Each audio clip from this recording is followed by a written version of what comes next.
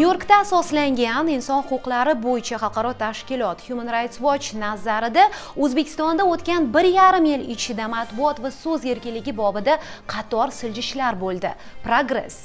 Lekin senzura, jurnalistlarni o'z-o'zini senzura qilish amaliyoti hamon davom etmoqda deyiladi yaqinda chiqqan tahlilnomada. Biz bu tahlilnoma muallifi Human Rights Watchning O'zbekiston bo'yicha bosh eksperti Stiv Sverdlov bilan Skype orqali bog'lanib muloqot qildik. Hello Steve. Salom. Salom. So you got to, as far as I know, you got to Tashkent. Bu hisobotni Toshkentdan turib chiqardingiz, shundaymi? Your special report on media freedom in Uzbekistan, is that right? Yeah. Ha, hafta boshida keldim. Uchrashuvlardasiz hozir. Yeah, it's been quite a few days here in Tashkent, or almost a week now, that we have... Shunday, Toshkentdagi muloqotlarimiz jadal, ketma-ket uchrashuvlar, xususan davlat rasmiylari bilan, shuningdek inson huquqlari faollari bilan. Toshkent shahar sudida aynan biz ko'targan mavzuga aloqador ishni ham kuzatdim. Which is going on in a Tashkent court, the Tashkent City Court.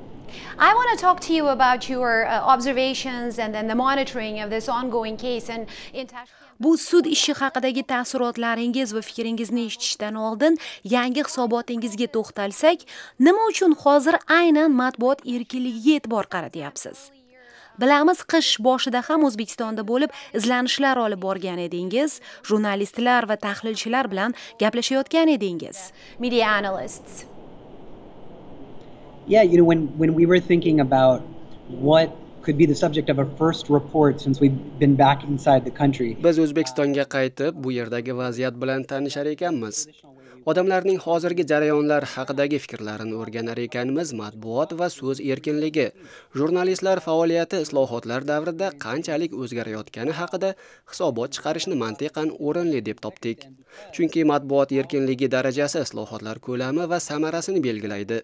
Bu strategik masala, chunki har qanday o'zgarish aslida matbuot erkinligidan boshlanadi. O'tgan noyabrda 22 jurnalist bilan gaplashdik. Rasmiy vositalar, mustaqil va norasmiy manbalarning vakillari, shuningdek BBC singari xorijiy tashkilotlarning muxbirlari. Ulardan Shavkat Mirziyoyev prezidentlikka kelgandan beri, ya'ni o'tgan 1,5 yil ichida nima o'zgargani haqida so'radik. President Shavkat Mirziyoyev. And what is that reality like? Qanday tasvirlashdi yangi reallikni? Tashqaridan qaraganda, masalan, bizning nazarimizda ayrim ijobiy o'zgarishlar ko'zga tashlanadi. Well, and of course America was, you know, you guys are feeling this every day, and Mahbuslar, you are a major part of this whole process. Ha, Amerika ovozi materiallari davlat axborot vositalarida chiqib turgani katta o'zgarish. Navbahor, sizning ishingiz bu borada salmoqli. Azaldan qilib kelayotgan mehnatingiz tan olinayotganiga guvohmiz. Jurnalistlarning aytishicha ham o'tgan 1,5 yil ichida ijodiy erkinlik bobida sezilarli o'zgarishlar bo'ldi. Mavzu tanlash biroz erkinlashgan. Korrupsiya yoki paxta terimi haqida jiddiy materiallar chiqa boshladi. Masalan, yaqinda Samarqandda majburiy mehnatga chiqqan muallimani mashina urib halok bo'lgani haqida mahalliy matbuot xabar berdi. Voqea prezident Shavkat Mirziyoyev Samarqandga borayotgan paytda yuz bergan. Jurnalistlar bu voqelikni yoritgani katta e'tibor qozondi. Matbuotning bu qadar faolligi oldin kuzatilmagan. Bir jurnalistga hatto tahdid ham qilishgan. Bu jurnalist shikoyat qilgach, bosh prokuratura uni himoya qilishga tayyor ekanini bildirdi. Biroq tahlilnomamizning nomi aks ettirganidek, O'zbekistonda matbuot oldida to'siqlar hali ham talay. Senzura, o'z-o'zini senzura qilish holatlari keng tarqalgan. Xavfsizlik organlari jurnalist ishini nazorat qiladi va ko'plab jurnalistlar ulardan hadiksirab o'z professional vazifasini bajara olmaydi. Bu og'ir reallik. You say in the minds, because I'm sure you have seen that yesterday the government reacted to your report, not necessarily directly, but there were several... Hadiksiraydi deyapsiz, hukumat tahlilnomangizga bilvosita javob berganini ko'rgandirsiz. Davlat matbuotida, onlayn nashrlarda O'zbekistonda senzura allaqachon bekor qilingan. Rasman bunday siyosat ancha yillardan beri yo'q degan mavzuda maqolalar chiqdi. Uchrashuvlarda rasmiylardan qanday munosabat eshityapsiz? The response has been very open, as we've had since August. Munosabat ochiq, xuddi o'tgan yilning avgustida bo'lganidek. Mulozimlardan to'g'ridan-to'g'ri javob olyapmiz. Ko'p hollarda fikrimiz bir joydan chiqmasa-da, fikr almashishimiz muhim. O'zbekiston matbuot va axborot agentligiga borganimizda mamlakatda tsenzura umuman yo'q deyishdi. Demak, tsenzura rasman yo'q, shundaymi? Right? Well, at least in that part of the government, that was the response. But I think in other parts of the government, there was a more realistic answer, which was that yes. Ha, hukumatning bu idorasidan shunday javob oldik, lekin davlatning boshqa organlarida ancha realistik qarashadi. Ular ha bor, xavfsizlik organlari hali ham nazoratni ushlab turibdi deb ochiq tan olishadi. Jurnalistlarga bevosita va bilvosita bosim hamon kuchli. Bu borada katta o'zgarishlar qilish kerak. Control when you talk to them. I mean, this is very interesting that officials are actually telling you these things. So what? Bu bosim qanday ushlab turilganini tasvirlab berishdimi? Rasmiylar buni tan olayotgani qiziq. In reality. Well, I would say the biggest fear factor is the fact that you have these ongoing prosecutions in Uzbekistan in relation to very vague and overbroad charges, sometimes for extremism. Eng katta qo'rqinch manbai hozirda sud ko'rib chiqayotgan ishlar, masalan, ayrim hollarda ekstremizm kabi mavhum ayblovlar, xususan biz o'rganib chiqqan ikki misol, jurnalist Bobomurod Abdullayev va bloger Hayot Nasriddinov. Ularning ikkalasi ham hukumatni ag'darishni rejalaganlikda ayblanmoqda. Bu asossiz ayblar aslida ular hukumatning g'ashiga tegadigan materiallar yozgani bilan bog'liq.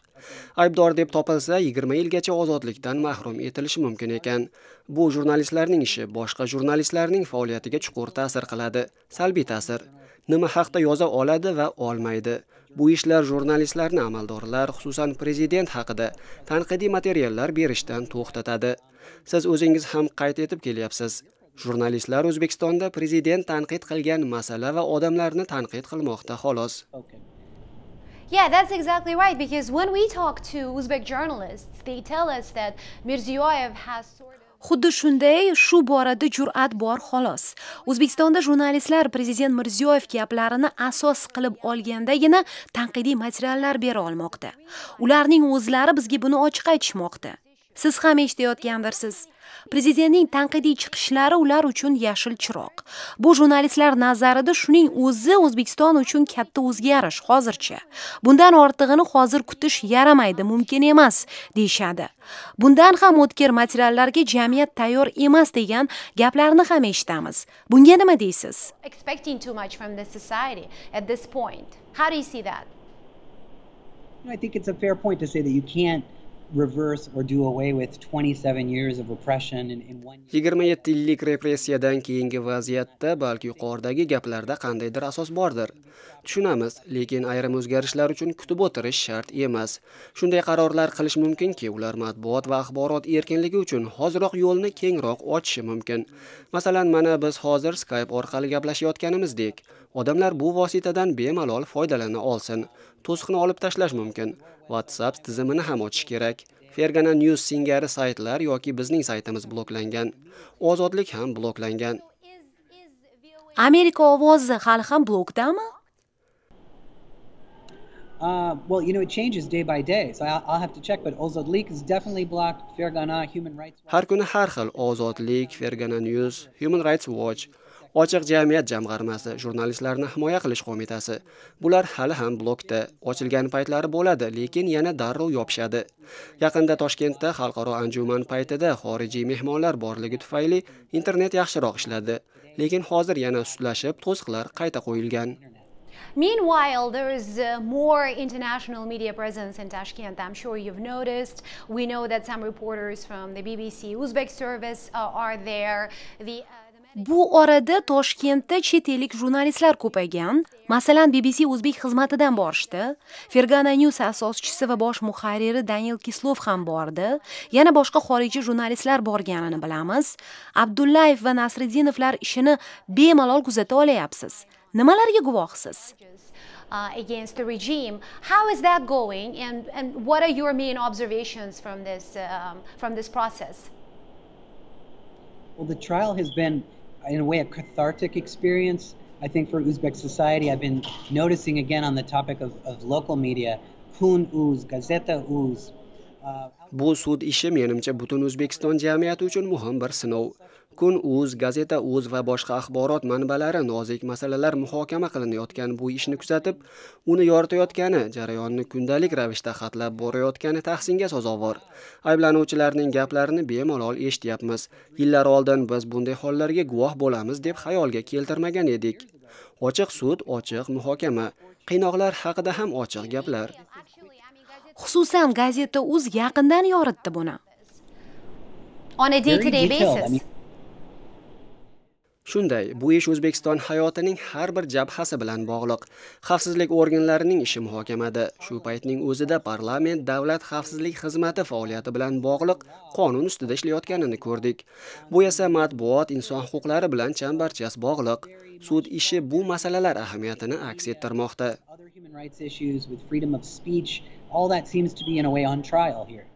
Dinamika, hozirgi dinamika ijobiy demoqchisiz. It's of course positive that this is so open, but I think the concerns about journalists being put away. Ha, bu ijobiy to'lqin, lekin bu jurnalistlarning 10-20 yilga qamalib ketish ehtimoli chuqur xavotir uyg'otadi. Agar shunday bo'lsa, bu orqaga qaytish, chekinish bo'ladi. Hukumat tanqidga chidamli ekanini ko'rsata olishi kerak.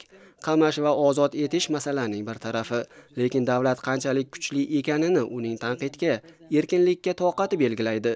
Bu o'ta muhim omil. Mana shu sudni kuzatayotganlardan biri hozir sobiq siyosiy mahbus, eng ko'p yil panjara ortida o'tirgan jurnalist Muhammad Bekjonov. Kecha yana bir sobiq mahbus, jurnalist Dilmurod Saidov bilan ko'rishdim. Ularning ozod ekani ajoyib o'zgarish, lekin boshqalarni asossiz qamash bilan orqaga chekinasiz. Hukumat erkinlik tarafdori ekanini ko'rsata olishi lozim. Lekin hukumat mana 27 siyosiy mahbusni ozod etdik desachi.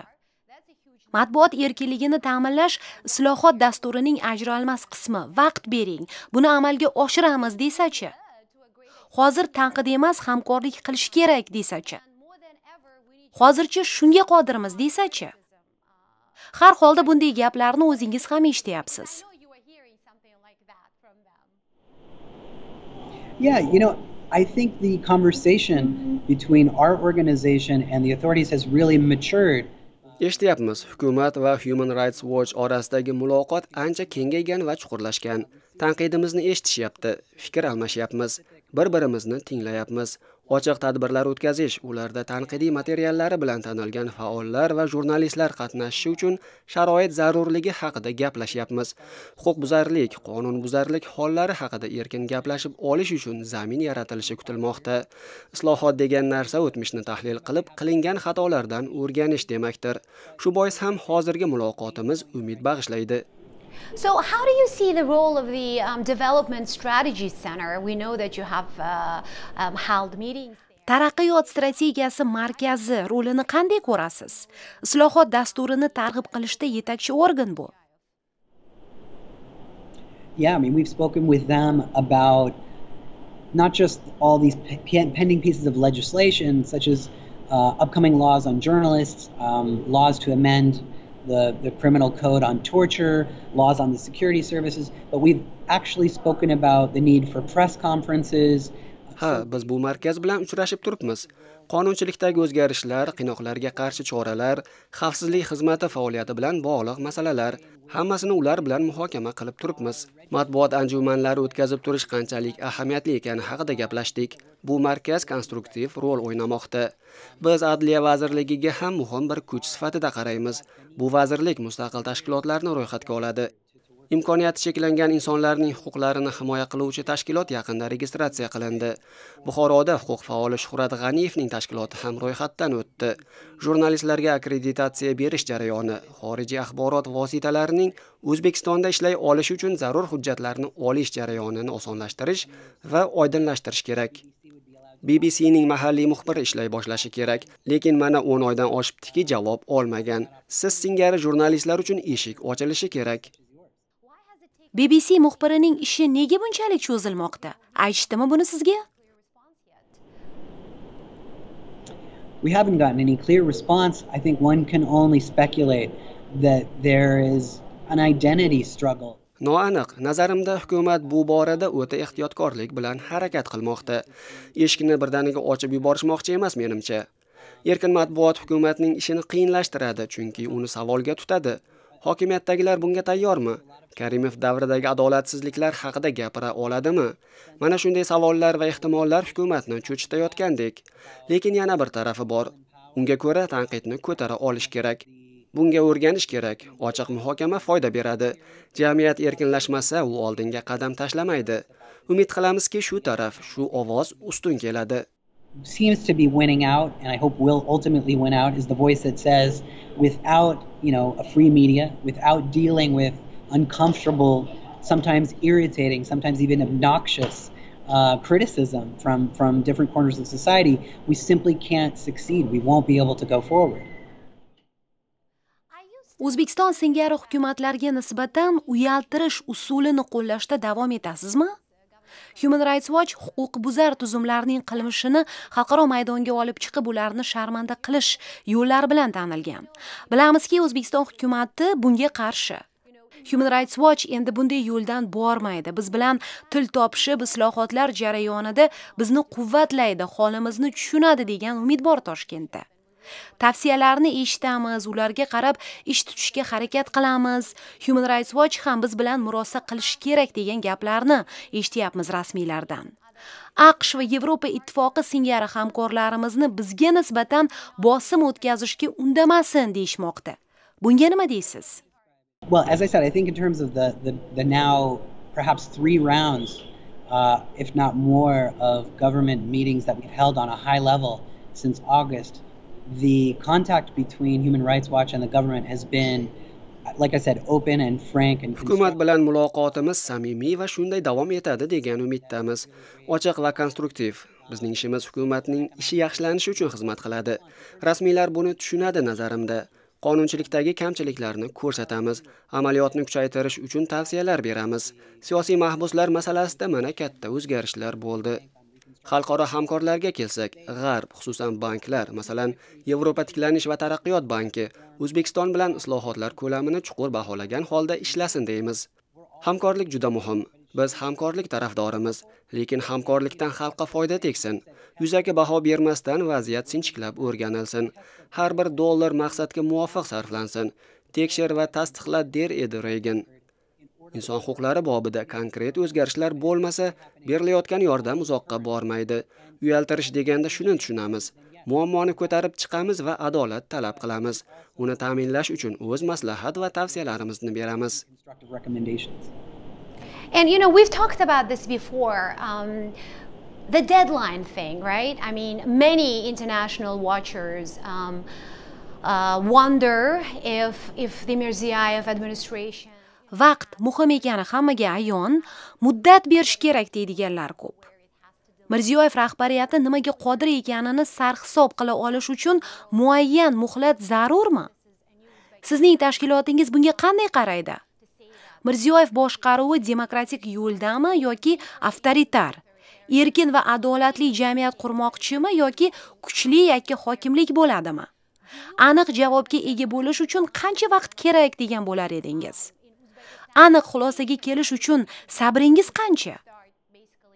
That Mirziyoyev is not taking Uzbekistan onto a democratic path, but actually modernizing or strengthening the authoritarian system that he inherited. Well, yeah, I mean, your analysis is excellent of just how complicated this is. Of course, I don't have a deadline or a timeline in mind. I would be the first to say. Bu ajoyib tahliliy savolingizdan bir narsa ayon. Hozirgi jarayonlar o'ta murakkab. Biz hech qanday muhlat bermaymiz. Vaziyatni yaqindan kuzatishda davom etamiz. Hozirgacha qilingan o'zgarishlarni tan olamiz. Ijobiy qadamlar tashlandi, lekin bu progressga asoslanib, uning ko'lamini kengaytiraverish kerak. O'zbekiston o'z xalqaro majburiyatlarini ado etadigan, inson huquqlari e'zozlanadigan davlat bo'lmoqchi ekan, oldinga harakat qilaverishi kerak. Vaqt kerak, tushunamiz. Lekin ayrim qadamlar uchun iroda zarur xolos. O'tgan 13 yil ichida O'zbekistonga nisbatan yangragan keskin tanqidlarga javob berish mumkinligini oxirgi 1,5 yil isbotladi. Hukumatda bu tanqidlar asosli ekanini biladiganlar bo'lgan va ular hali ham bor. Azaldan berilgan tavsiyalar hozir amalga oshayotganidan xursandmiz. Ozod etilgan 26 siyosiy mahbus taqdiri buning yaqqol isboti.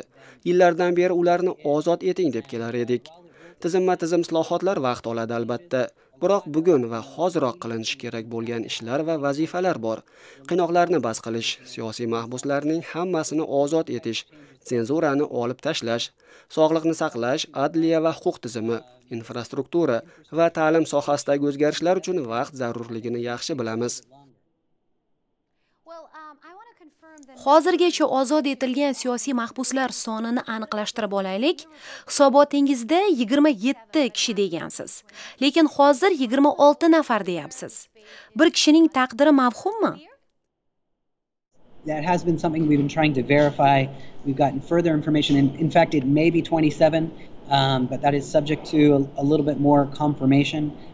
I was in the General Prosecutor's office yesterday trying to get confirmation on that 27th person. But one thing that is very significant is that you remember, I think you interviewed us. Biz buni aniqlashtirish harakatidamiz. 27 nafar bo'lishi mumkin, lekin ishonchimiz komil emas.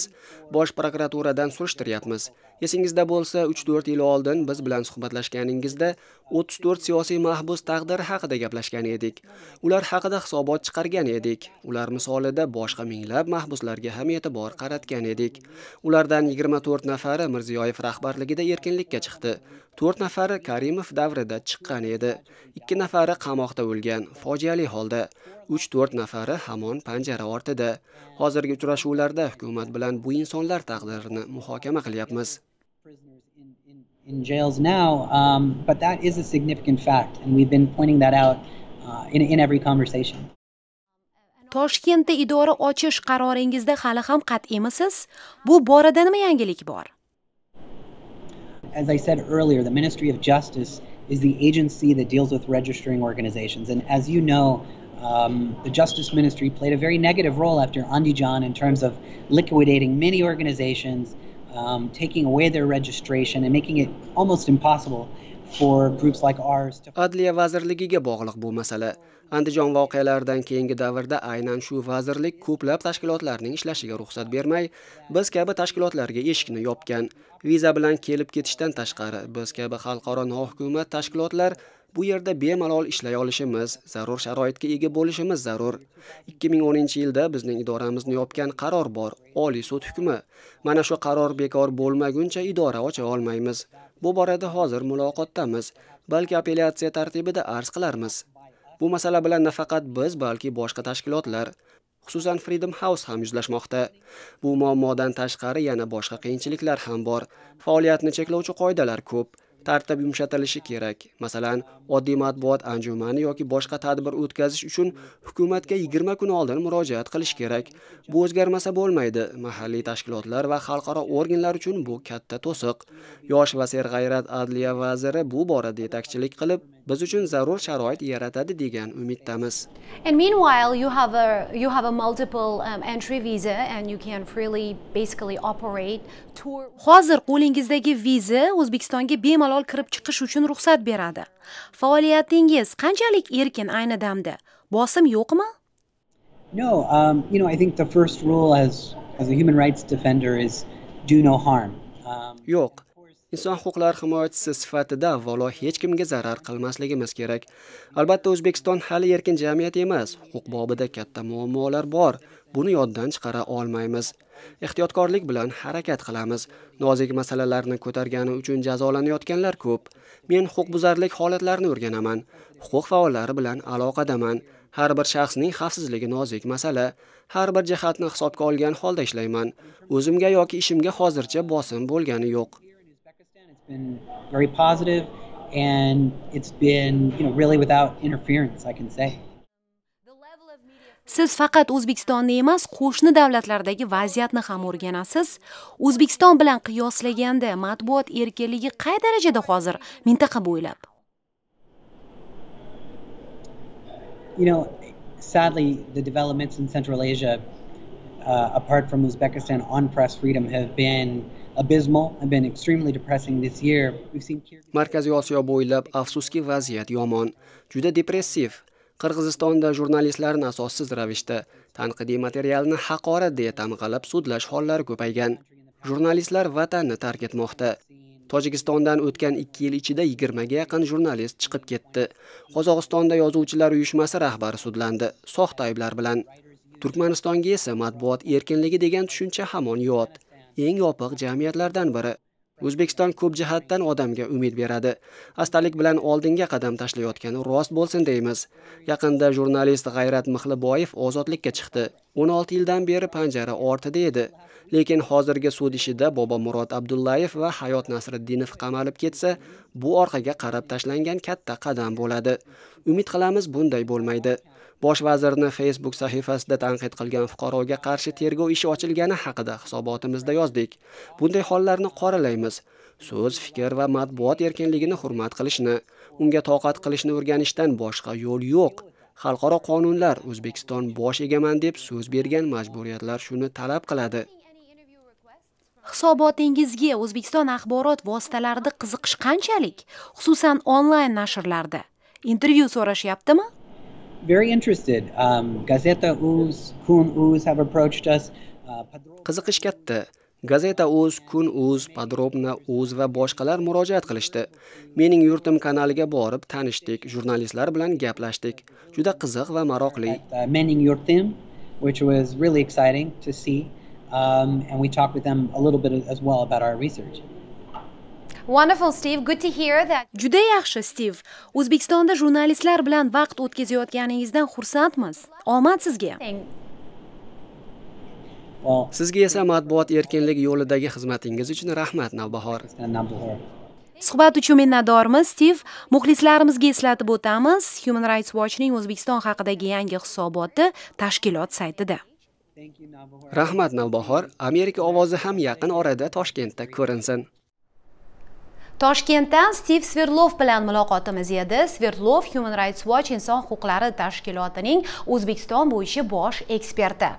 O'zbekistonda matbuot erkinligi, so'z erkinligi va umuman inson huquqlari bilan bog'liq vaziyat haqidagi materiallarimiz bilasiz saytimiz amerikaovozi.com da, shuningdek ijtimoiy tarmoqlardagi sahifalarimizda. Washingtondan men Navbahor Imamova.